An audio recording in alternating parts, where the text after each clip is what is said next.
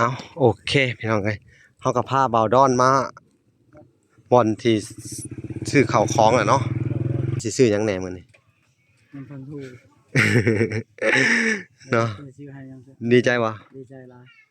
อันกะเพิ่นสิซื้อสังกะสีแหละให้แล้วก็เป็นอันข้าวสารเนาะโดยแต่ว่าผู้ข้าวสารนี่บ่รู้ว่าเพิ่นสิเปิดหรือบ่เนาะเดี๋ยวเฮาสิพาจะไปเบิ่งข้าวสารอีกจักหน่อยเนาะโดยเฮาซื้อสังกะสีแล้วเฮาสั่งสังกะสีแล้วเนาะ โดย แล้วเฮาก็สิเอาอันมาม่าเด้อ โดย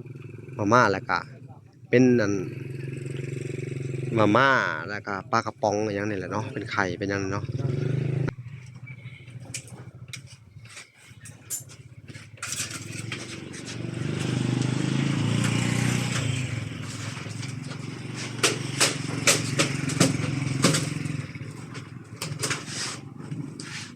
พี่น้องเอ้ย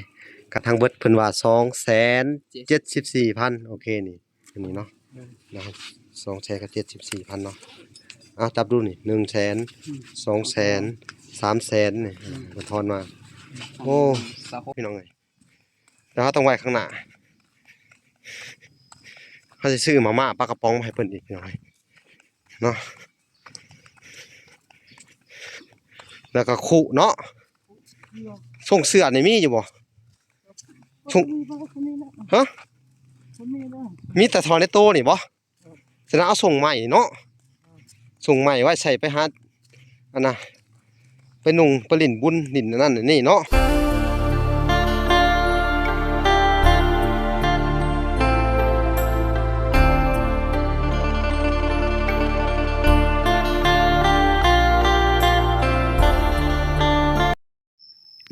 พี่น้องเอ้ยเนาะมื้อนี้บ่าวดอนเพิ่นกะลงเฮ็ดไร่เฮ็ดนาพี่น้องเอ้ยเนาะเวลาก็ได้มาเยี่ยมมายามเพิ่นสิมาแจ้งข่าวดีเพิ่นเนาะโอ้สบายดีเข้ามาห่มพี่โอ้ขึ้นมาแต่ดำนาบ่ โดย ดำบ่ทันแล้วบ่ ยัง อืม ทำให้เขา ดำซอยเขาเนาะ โดย โดยดำเด้อ โดย โอ้ยดีแหละบ่ได้อยู่ซื่อๆพี่น้องเอ้ยเนาะ โดย เฮาก็เฮ็ดเพื่อเอาชีวิตรอดเนาะ โดย สู่ไปมื้อนี้ว่าสิมาแจ้งข่าวดีเด้อ โดย ข่าวดีฮู้อยู่บ่ บ่ บ่ฮู้ มันก็เนาะนั่งลงเฮาว่าสิพาเจ้าไปอันนั้นข่าวดีกะมีข่าวดีเล็กๆน้อยๆนี่สิมาแปลงเฮือนให้เจ้านี่ล่ะ โดย ถอดทิ่มอิหยังนี่โอ้อย่าลักมุ้ง โดย โอ้ยอย่ามาจิ้มตาปะนี่ซะเนาะเฮาก็เนาะสิพาเจ้าไปอันนั้นไปซื้อข้าวสารนำ โดย คือว่าข้าวสารกะบ่อยากกล้าไปขอเขาแม่นนะนั่นแหละ โดย อืมซื้อข้าวสารซื้อไข่ซื้อมาม่าแล้วก็ซื้อสังกะสีอันมาอ้อมนี่เด้อ มาแม่ ผู้ใหญ่เพิ่นอันได้มอบหมายให้บ่ล่ะเนาะ โดย ให้มาเบิ่งมาแยงเจ้าเด้อ โดย มาช่วยเจ้าแอมเอาสังกะสีมาแอมตารางนี่เนาะ โดย พออันกันนั่นแม่ว่าย่านกลางค่ำกลางคืนดันมีอย่างอื่นมาเนาะเฮาก็บ่ฮู้พี่น้องเอ้ยเนาะว่าจะได้สิได้อันออกไปตลาดนํกันเนาะ ไปเรียกว่า ไปเดี๋ยวนี้แหละ โดย เฮาก็ลืมเครื่องไว้ยันโทรศัพท์หายไปเบิ่งก่อนปะลืมโทรศัพท์อยู่เฮือนไปพี่น้องไปเบิ่งกระเป๋าอันดอนเลยพี่น้องเอ้ยพาเพิ่นไปแต่ว่าเฮ็ดให้เฮ็ดหน้าแล้วเหรอบ่นี่ ยัง อ๋อยังบ่หลายปานใดจะขึ้นมาก่อนเนาะ โดย อืมเอาไปเบิ่งอันกระเป๋าดอนพี่น้องว่าเพิ่นสิได้หยังแหน่ทางผู้ใหญ่เพิ่นมอบหมายให้ทางว่าละมาพาเจ้าไปซื้อข้าวของเด้อ โดย ซื้อข้าวของไปนำกันมันบ่มีผู้แบกของเขาก็เอารถอันน่ะขี่รถจักรคนเดียวมันบ่มีผู้แบกอันสังกะสีเนาะโอเคไปพ้อกันอยู่ตลาดพุ่นแหละพี่น้องเอ้ยโอเคพี่น้องเอ้ยเฮาก็พาเบาดอนมาบ่อนที่ซื้อข้าวของอ่ะเนาะดีใจอยู่บ่อันนี้เข้ามาห่มพี่เนาะมื้อนี้ฮู้ว่าสิซื้อหยังแหน่มื้อนี้ มันพันธุ เนาะ เพิ่นสิซื้อให้ยัง ดีใจบ่ ดีใจหลาย อันกะเพิ่นสิซื้อสังกะสีแหละให้แล้วก็เป็นอันข้าวสารเนาะ โดย แต่ว่าผู้ข้าวสารนี่ บ่ว่าเพิ่นสิเปิดหรือบ่เนาะเดี๋ยวเฮาสิพาจะไปเบิ่งข้าวสารอีกจักหน่อยเนาะ ได้ เฮาซื้อสังกะสีแล้วเฮาสั่งสังกะสีแล้วเนาะแล้วเฮาก็สิเอาอันมาม่าเด้อมาม่าแล้วก็เป็นอันมาม่าแล้วก็ปลากระป๋องอหยังนี่แหละเนาะเป็นไข่เป็นหยังนี่เนาะอันบ่วงนี่มีได้เนาะเฮาซื้อเนาะ มีได้ ขกมีแล้วบ่หมกพริกแป้งนัวมีแล้วบ่ยังบ่มีเนาะขาดทุกอย่างอืมเนาะ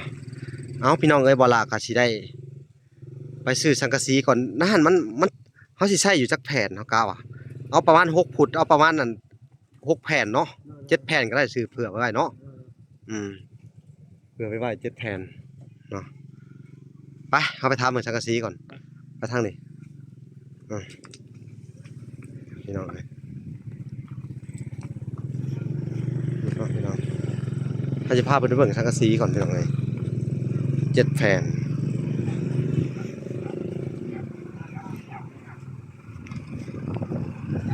เนาะ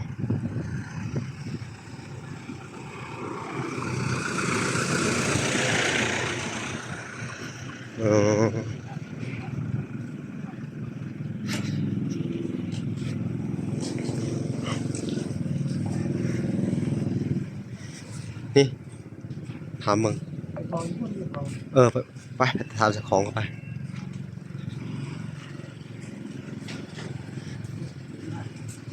โดย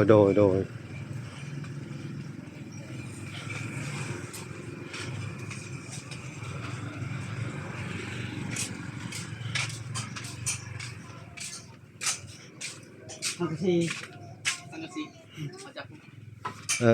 มาพี่ ไปบ่ ไปเบิ่งน้ำกัน มาจับ เอาประมาณ6ฟุตก็ได้ โอ้ผู้บ่ อืม คันบ่ล่ะนี่7ฟุต 7ฟุตแผ่นเท่าไหร่น่ะ7ฟุต ไปแต่ฟังเสียง แผ่นละ30นะ ฟังเสียง 31โอเค เอาจับยัง เอา7แผ่นก็ได้7แผ่นก็เด้อม่วนลงมาละม่วนก็มัดเฮาสิแบกเอาเ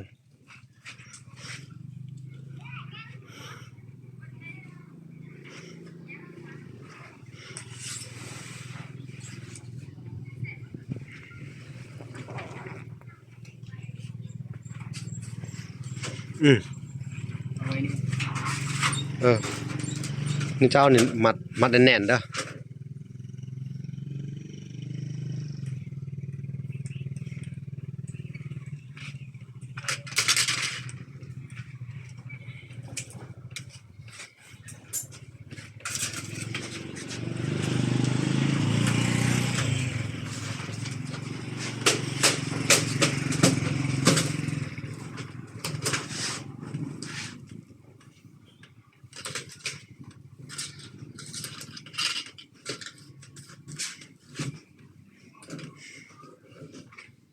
เฮ็ดบินให้ได้บ่ม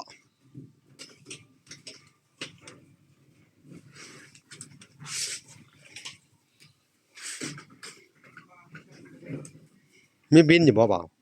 เอาเจ็บบินบ่ เช็คบินมันจะไปเขียนมาโลดเจ้าไหลมาแล้วก็เขียนมานะโอเคพี่น้องเอ้ยเดี๋ยวเฮาไปเบิ่งบินน้ำเพิ่นก่อนพี่น้องเอ้ย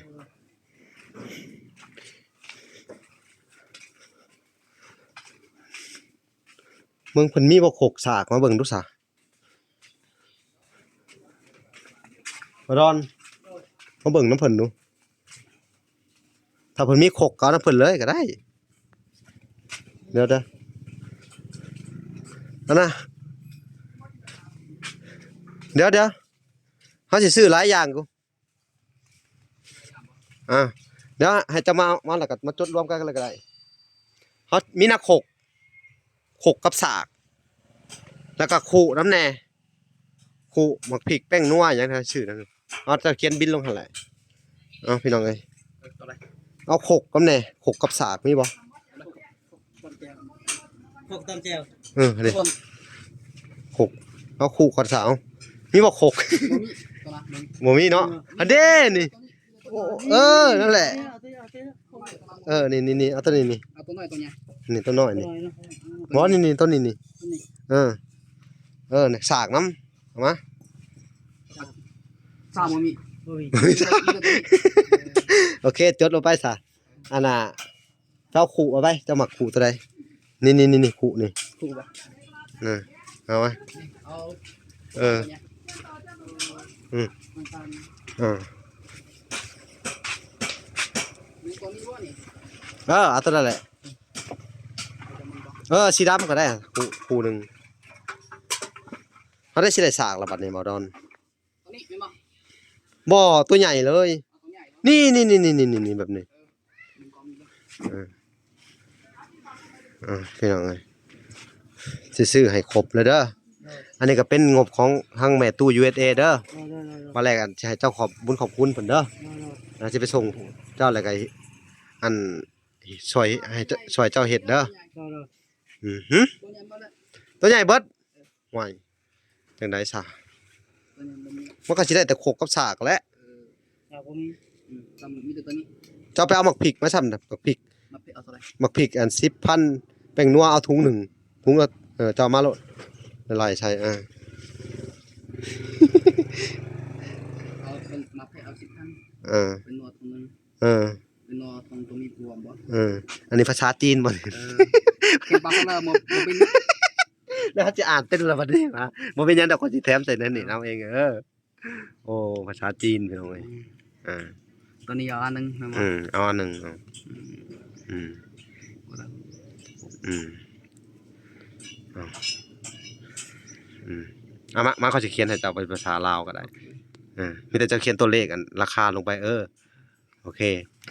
อันนี้เจ้าบอกเขามาดูอีหยังสั่ง30ตัวนี้ โคกเนาะ30เนาะ ตัวนี้เป็นนัวตัวนี้มาแพทตัวนี้สังกะสี โคกแป้งนัวตัวนี้เนาะ เป็นนัว แป้ง ตัวมีบวมเป็น นัวตัวมาแพท พริก มาแพท เอ้ยพริกเนาะแล้วก็ สังกะสี สัง เสียบแทน สังกะสีโอเคเอาพี่น้องเอ้ยให้เพิ่นไล่เลยบัดนี้ เอาเนาะมีไปเขียนภาษาจีนนำเนี่ยงงบ่เลยพี่น้องเอ้ยบาดได้สิอ่านเพิ่นนี่อ่านจะได้นอนฮะอันนี้ ได้แจกเพิ่นอ่านให้ฟังก่อนพี่น้องภาษาจีนก็มีภาษาลาวบัดนี้น่าจะเขียนเพิ่นก็น่าจะเขียนเป็นสังกะสีหั่นน่ะพอปวดหัวเลยพี่น้องต้องซื้อ อันนี้อ่านให้ฟังหน่อยได้บ่นี่อ่านดูภาษาเจ้า เอาซะบ่ ภาษา พี่หว่า เก็บพี่ว่าโอ้สังกะสีนี่หว่าเก็บพี่ว่า บักพริกเด้บักพริกเด้ มาเพบ่ อืม ลาดเจียว ลักแก้วโอ้นี่พี่น้องเอ้ยต้องมาเรียนภาษาจีนแล้วบัดนี้ คักเนาะจะรวมเงินโลดบัดนี้เลยจะรวมเงินมาโลดแป้งนัวกันอยู่นี่เนาะ อยู่นี่น่ะอยู่นี่ โอเคเดี๋ยวฉากแล้วขอยสิพาจะไปเฮ็ดเอาไม้แก่นๆเฮ็ดเอาก็ได้เนาะพอหยอกแก้วซื้อได้ไปซื้อหั่นน่ะก็มีอยู่พี่น้องเอ้ยให้เพิ่นไล่ออกมาก่อนพี่น้องเอ้ยกระทั่งเบิดเพิ่นว่า274,000โอเคนี่อันนี้เนาะนะครับ274,000เนาะจับดูนี่100,000 200,000 300,000นี่มันทอนมาโอ้ สะหก โดยสหกห้านนี่นิสัยดีเนาะใจดีเนาะว่าเจ้าใจดีเนาะ พี่น้องเอ้ยโดยเอาขอบใจคือกันเด้อเอาเดี๋ยวจะไปแบกนะไปแบกจังกะสีก่อนเอามาบิน พี่น้องแล้วก็เฮ้ยมีอันน่ะบ่วะเดี๋ยวเขาซื้อน้ำเพิ่นเลิกก็ได้วะเอามาม่าเนี่ยเอามาม่ามันน่ะมาม่าเอามาให้อีกเนี่ยไป มา มีบ่ มี มี บ่มี หมูมีเนาะ ลาไหวก็นี่นะแบบสั่ง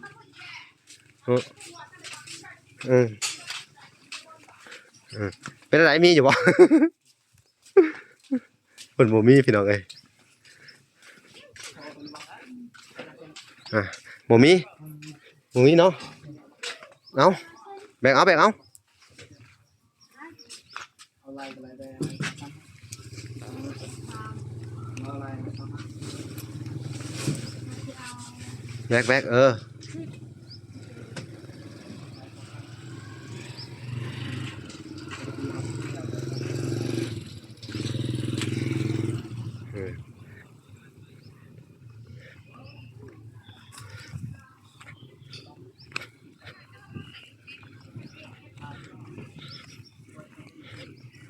พี่น้องเดี๋ยวห้อง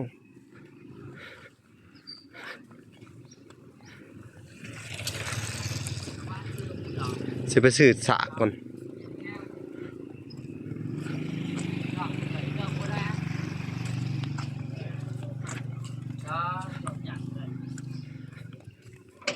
ไปเบิ่งเขาก่อนบ่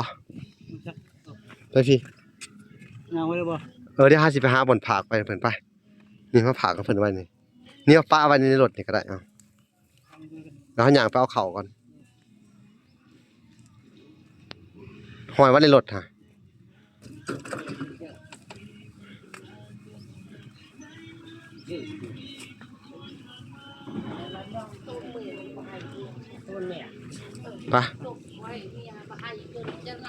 ไปเบิ่งเขาก่อนบ่ล่าก็จะซื้อเขาให้เพิ่นพี่น้องเอ้ยเนาะ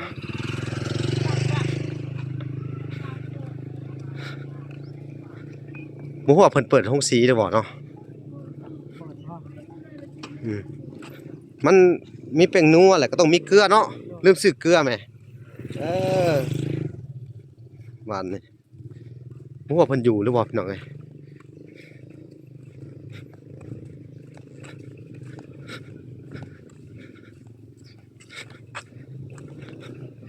ได้สังกะสี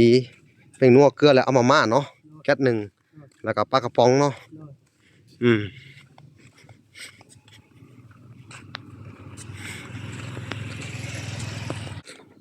พี่น้องเอ้ยไปเบิ่งโรงสีว่าสิเปิดหรือบ่เนาะให้บ่ดอนเพิ่นย่างเอาเมื่อยอยู่ว่าย่างรถก็บ่ค่อยดีเนาะต้องยู่ตลอดพี่น้องเอ้ยมันบ่มีเวลาสิไปแป้งเพราะห้านแถวนี้ห้านมันบ่ใหญ่เพิ่นถ้าว่าแป้งก็ต้องไปจอดไว้เป็น 3-4 มื้อสุกขี่ดีกว่าเนาะเจ้าเฮาก็สุกเอาอีก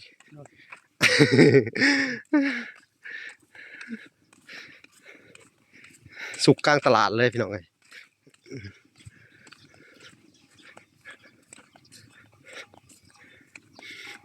พุ่นพี่น้องเอ้ยโฮงสีขาวเขาก็สิเอาประมาณจักอัน25โลก่อนเนาะ25โลก่อนอันนี้ก็เป็นนั่นจุดประสงค์ของอันผู้ใหญ่เพิ่นเด้อเป็นเงินของเพิ่นฝากมาให้เจ้าเด้อฝากผ่านบ่ล่ะนี่แหละเป็นสะพานบุญให้เด้อเอาก็มีแต่ว่าอันขอบคุณเพิ่นเด้อจักหน่อยเด้อเพิ่นก็อยากอันช่วยเจ้าให้ได้อยู่ได้กินเนาะเพิ่นก็เบิ่งคลิปแล้วเพิ่นก็อันเห็นเจ้าลำบากอะลิเนาะบ่มีบ่อนอยู่บ่อนอาศัยเนาะอาศัยกินข้าวนํเขาเพิ่นก็เลยว่าอันช่วยให้กินอยู่ตัวเองได้ก่อนสงสารแบบว่าอันเฮาได้ข้าวเฮาก็ขอแบ่งนํเพิ่นเฮาไปเฮ็ดกับเขาเลยเขาแบ่งให้ได้บัดนี้เนาะแบ่งหั่นแหละดีแหละเฮาก็อย่าลืมเฮาก็บ่ต้องปะเด้อเฮาก็ต้องไปเฮ็ดไผให้เฮาไปซอยบ่ได้เฮาก็ไปต่อไปนี่เนาะเนาะพี่น้องเอ้ยก็ติดตามไปเรื่อยๆพี่น้องว่าเพิ่นสิน่าจังได๋เนาะพี่น้องเนาะเพิ่นสิเป็นจังได๋เนาะเรื่องราวชีวิตของบ่าวดอนเพิ่นควรก็สิตกอะเนาะว้ามะม่วงนี่สะออนน่ะเป็นหมากพี่น้องเอ้ยเป็นหมากทั้งปีเลยโอ้มาคักแท้บัดนี้เฮ็ดอะไรเปรี้ยวปากเลยเพิ่นอยู่หรือมั้งนี่ไปเข้าไปเพิ่นอยู่เด้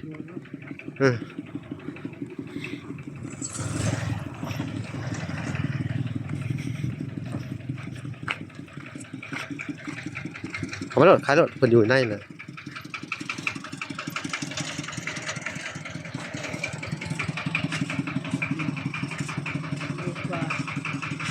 ไปเท่าไหร่สบายดี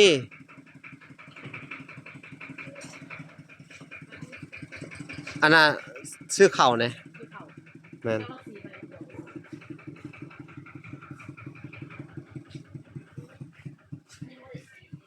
ฮะตอนแรงไฟดับเดี๋ยวได้รับบาดนี่เจ้าอดข้าวแน่บาดนี่เจ้า มีแต่มันไฟดับแล้ว อันนี้แม่นว่าประมาณทำนี่ก็ได้นะประมาณ10 โล20 โลก็เอา20 โลก่อน25 โลก็ได้เอาจะสั่งมาเลยซะนั่นน่ะแม่นแหละ25 โลอ่ะป้าเถอะ25 โลเอาสำนันก็ได้เอาสำนันโลเท่าไหร่ 13,000เนาะเอา 13,000เนาะอู้ตายเกือบ30 28เอาเบิดเลยก็ได้เอาเนาะไล่ออกมามึง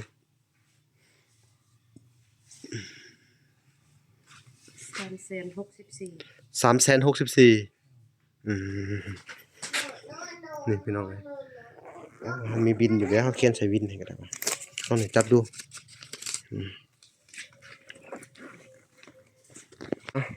ให้ไปเขียนบินให้อีกพี่น้องเอ้ยพุ่นน่ะขอสารแล้วเฮายังขาดหยังอยู่บัดนี่คิดดูมาม่าปลากระป๋องเนาะเกลือเนาะพ่อบ่สำนั้นขุยังขุอีกเนาะขุหามน้ำมาใส่บัดนี้เนาะสบายขึ้นแล้วบัดนี้เนาะเงินบ่เขียนก็ได้บ่เขียนหลดเงินก็จะให้เจ้าเสียเงินนั่นแหละหลายกว่าโอเค300,000เนาะนี่ก็ได้เนาะ364,000โอเคพี่น้องเอ้ยเฮ็ดได้บาทนี่เฮาสิจ่ายเงินก่อนบัดนี้เอาพี่น้องเอ้ยบ่าวล่ะก็สิได้จ่ายเงินให้เพิ่น364,000เนาะพุ่นพี่น้องเอ้ยลูกเพิ่นอยากให้อุ้มเท่านั้นก็ได้ ระวังหักลงมาเด้อ คือตุ๊กตาพี่น้องเอ้ย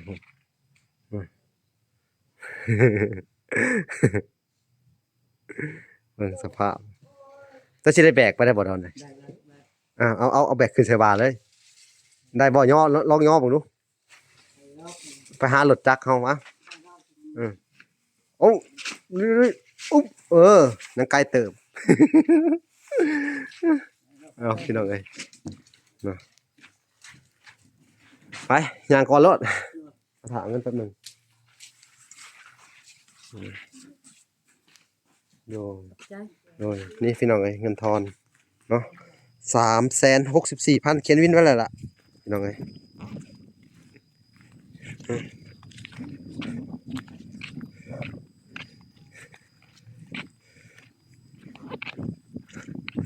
น่าสงสารบ่ดอน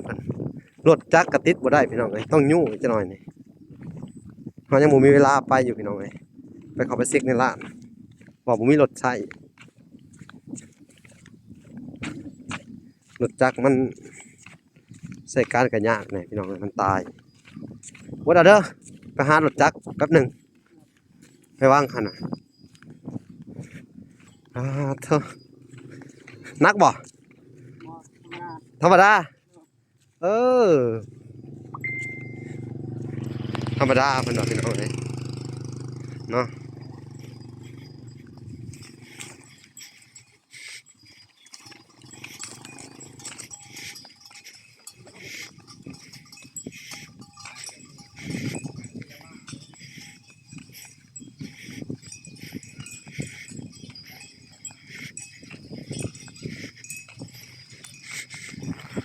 สู้ๆเด้อ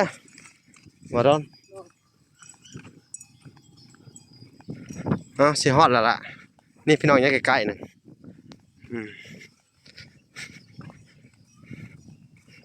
พาเพิ่นมาซื้อมื้อนี้พี่น้องเอ้ย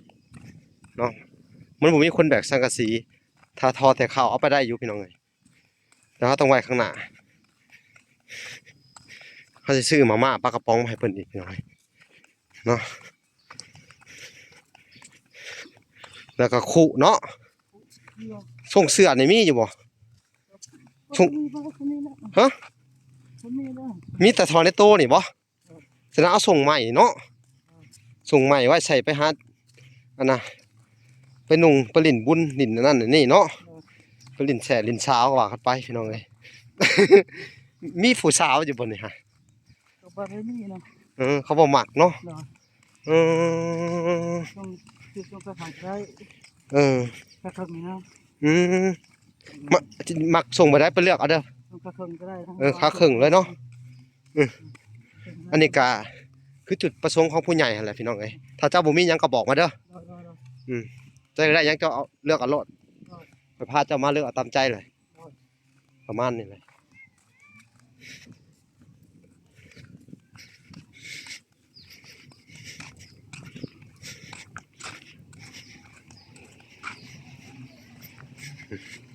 เอาอดเอาเด้สิฮอดเลยพี่น้อง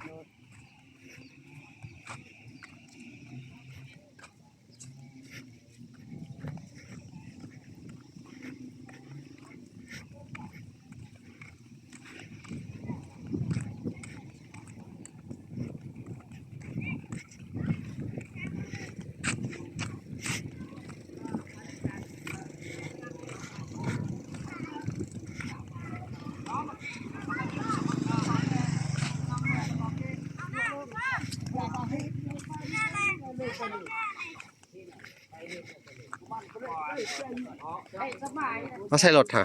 เอาคาบใส่หน้ามันนี่ใส่หน้ามันเลยนี่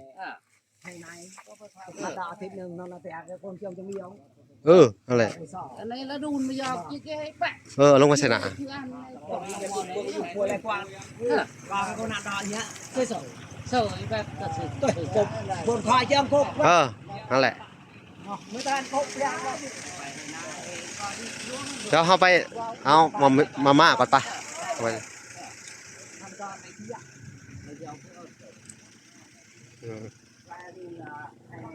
ก่อนไอ้ดูดวงไปแล้วจะเสกแล้วเ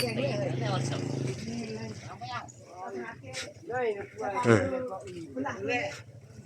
เอามีในแก๊สหนึ่งแล้วก็มันมีเท่าไหร่เนี่ยไม่ไหวได้สะของเวียดเลยโอ้เอาเบิ่งเอา60ก็ได้ตัวนี้60เป็นบ่มันมีจักซองบ่นี่30ซองเอาซองหนึ่งซะเอาแก๊สหนึ่งแล้วก็เอาปลากระป๋องน้ำแพ็คหนึ่ง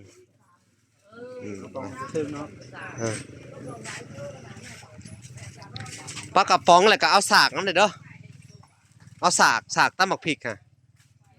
เบิดเลยจะอยากได้หยังเพิ่มเอาบ่นี่ยังอยู่เนาะโอเคเกลือเอาเกลือน้ำแหน่เกลือถุงใหญ่เลย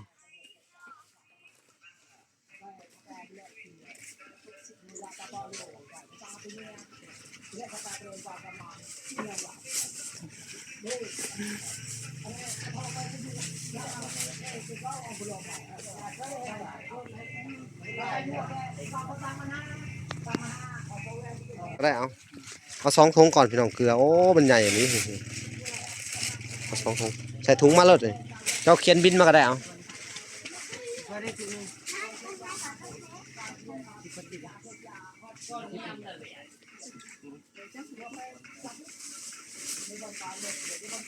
ยังก็ได้บอกเงี้ยวมาแต่ใช่นะหมักเงี้ยวความหมักลำไยอยู่ท่านจะไปเขียนบินมาเลยได้ป่ะ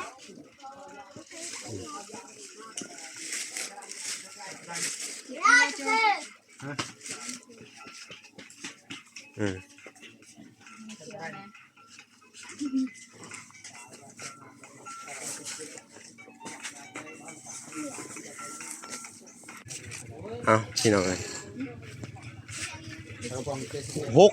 60กับ70บ่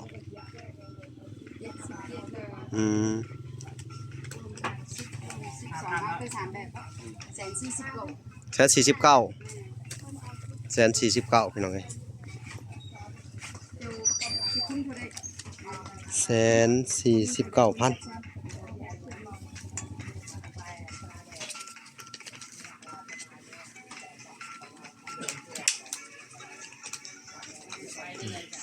100,000 200,000เลย200,000แล้วครบแล้ว ฮะ 200,000เขาซ่อนไว้อยู่ บ่เอามาซะเอาใบนี้มา49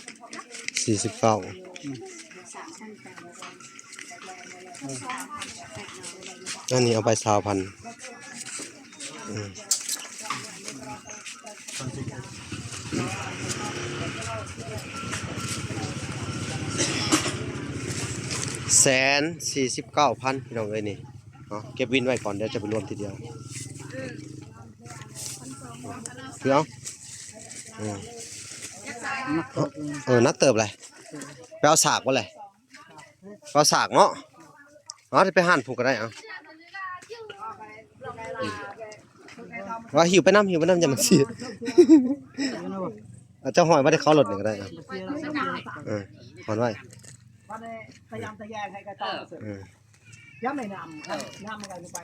ไปหั่นนะไปเอาโคกไปเอาสากก็ได้วะ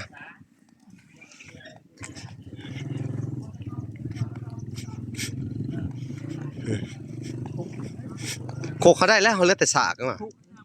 โคกแม่นแหละนี่มาเอาเลย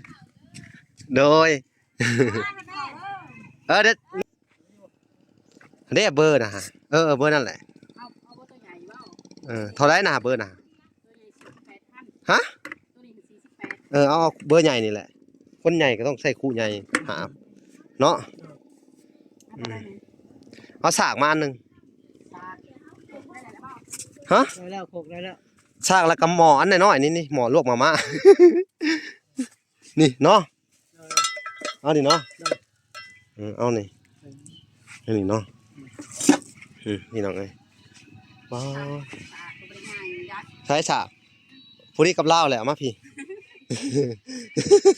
เขียนบินให้เด้อเมื่อไหร่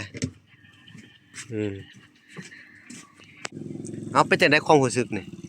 สบายดี ฮะบ่ดีใจบ่ได้ของอ่ะนะ ดีใจเวลา ดีใจเนาะโอ้ความรู้สึกกะดีใจแม่นบ่กะนี่เด้อคือเขาสิอธิบายให้เจ้าฟังเด้อ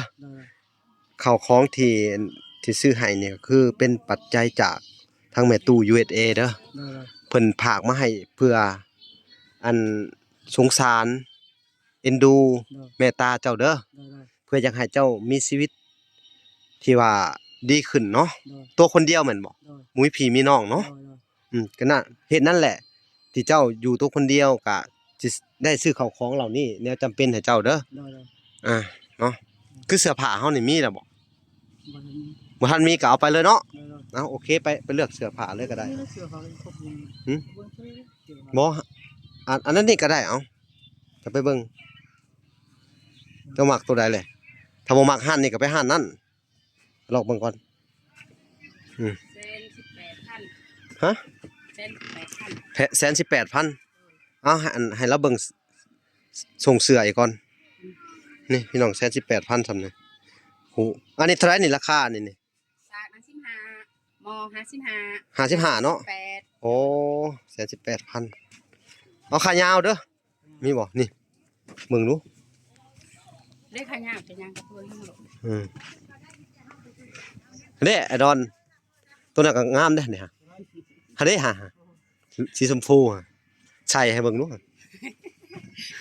ใส่แล้วก็ลง TikTok เลยนะ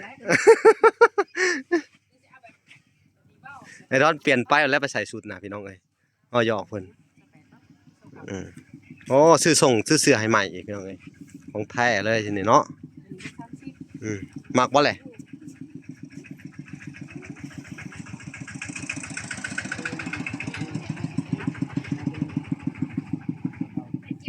มักบ่ตัวน่ะฮะเอาตัวนี้ก็ได้ซะนุ่งง่ายเสื้อเอาสไตล์เด็ดนี่สไตล์แบบอันหน้าหนาวเด็ดนี่สไตล์แบบเสื้อยืดลายเช้าหมักแบบได้นี่เอาบ่รู้แบบกีฬาบ่รู้แบบนี่ใช่เขาผ่านนี่เด้เสื้อเฮานุ่งเฮ็ดเวียกก็ง่ายมันม่วนอันนี้นะเสื้อนุ่งเฮ็ดเวียกเสื้อหนึ่ง เสื้อหนุ่งเฮ็ดเวียกเนาะคือบางเอาจะมักตัวใดก็เลือกเอาเลือกเสื้อกันหนาวบ่ไอ้ดอนหึอ๋ออันนี้อันเอาบินไปเพิ่มใช่ไหม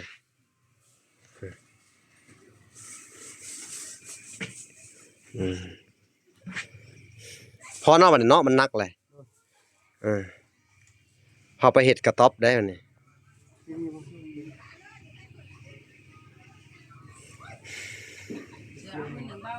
เอาเสื้อพื้นหนึ่งเอาที่จะนุ่งไปเที่ยวได้นะเอาเสื้อท่องเที่ยวให้เหมือนคนเที่ยวเอาเสื้อนุ่งใส่เที่ยวว่าซั่นซะเอาพี่น้องเอ้ยมาเบิ่งก่อน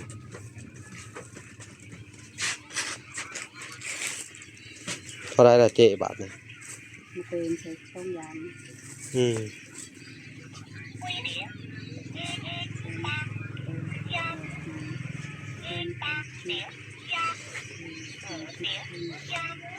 348,000 348,000อ้าวพี่น้องเอ้ยฮะเด้รวมทั้งเสื้อเลยว่ะโอเค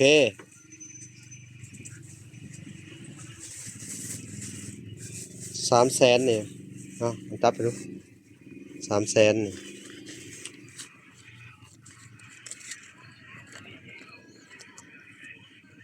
อุ้ยตาย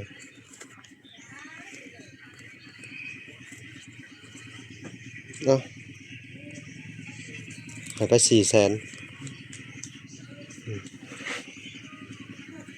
ตอนมาหา52โอเคเขียนบินมานำเถอะเท่านี้เนาะไม่ใช่ขู่แข้งเจ้าถือไปอย่าลืม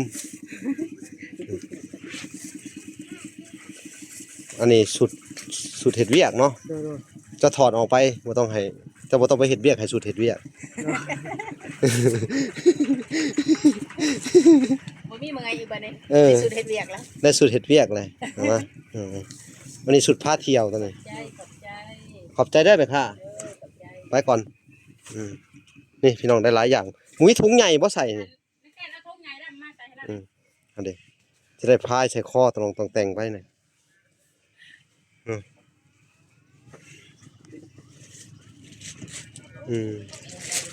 โอ้พอดีเลยโอเคขักก้อนเนาะขักเนาะขักละไปบัดนี่เฮ้ยเดี๋ยวอันจองไม่บ่จองว่ะจองไม่บ่จองบ่งจองนะ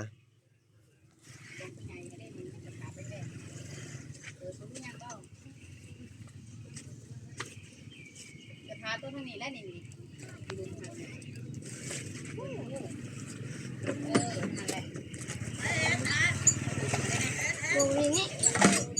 เอาไหนก็ได้อันเท่าไรเนี่ยฮะ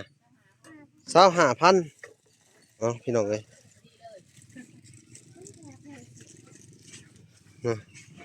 เอาอีก25,000นี่จักบินอยู่ไทยไรจดลงไปน้ำไหนเนี่ยนี่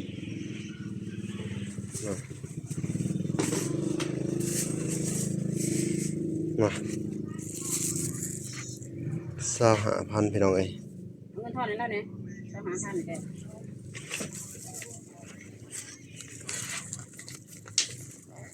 โอ้มื้อนี้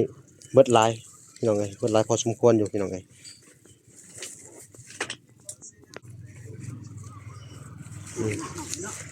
เงินทอนไปละบาทนี่เนาะโดยอะไรไอ้ดอนนี่แต่อยากว่าไอ้แก้วพี่น้องเอ้ยเคยอยู่กับไอ้แก้วไปลุยเลยวันนี้ยูรถได้บัดนี้เนาะ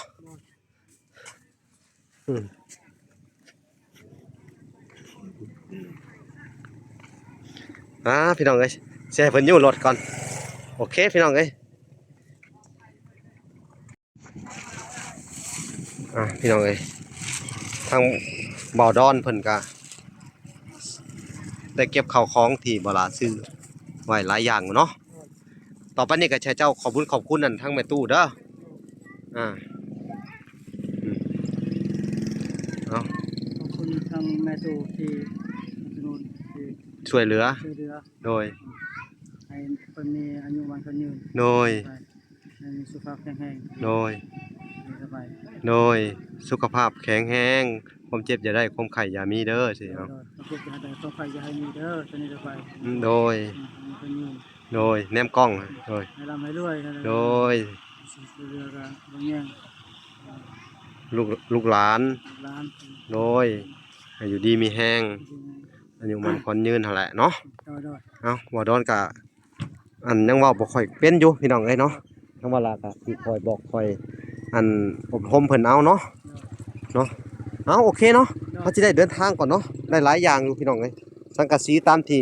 เพิ่นบอกมาเนาะข้าวของข้าวสารเนาะพี่น้องมาม่าปลากระป๋องพี่น้องเอ้ยเนาะเฮาก็สิอันพาเพิ่นกลับบ้านก่อนพี่น้องเอ้ยไปส่งก่อนเนาะเอาโอเคพี่น้องไปพ้อกันอีกคลิปหนึงอยู่ทางอัน